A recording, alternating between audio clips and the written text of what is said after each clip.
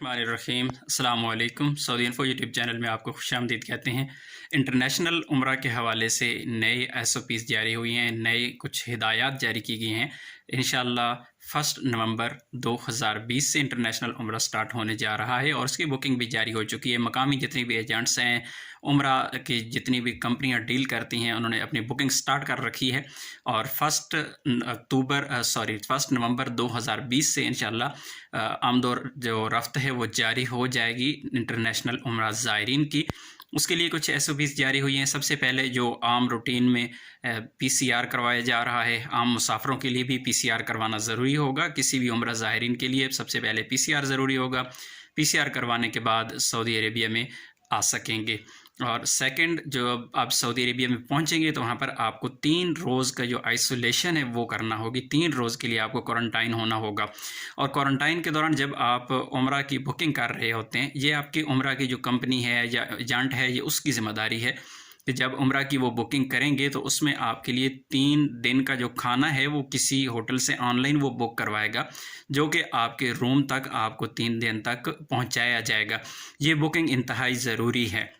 और दूसरी चीज़, जो टिकट है वो रिटर्न टिकट ज़रूरी है। एक तरफ की टिकट नहीं चलेगी, लाजमी है कि रिटर्न टिकट आपकी करवाई जाए। और 10,000 लोगों का कहा गया है कि 10,000 लोग एक हफ़्ता में इंटरनेशनल जो उम्रा के लिए लोग आएंगे। 10,000 लोग एक हफ़्ता में आएंगे, यानी एक महीना में 40,000 लोग आ पाएंगे। इसी तरह आहिस्ता आहिस्ता इस तादाद को इंशाअल्लाह बढ़ा दिया जाएगा।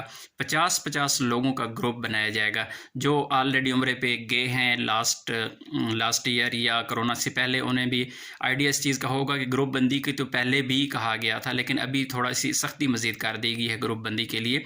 और आपको 3 दिन के बाद जब आप उम्रा के लिए जाएंगे, उम्रा करेंगे या फिर आप नमाज़ पढ़ने के लिए हरम में जाएंगे, मस्जिद नबवी में जाएंगे, ज़ियारत करेंगे, ज़ियारत रोज़े रसूल की है या फिर रियाज़ुल जन्नह में आपने नवाफ़िल अदा करने हैं, तो तमाम के तमाम कामों के लिए आपको एतमरना ऐप इस्तेमाल करना होगी।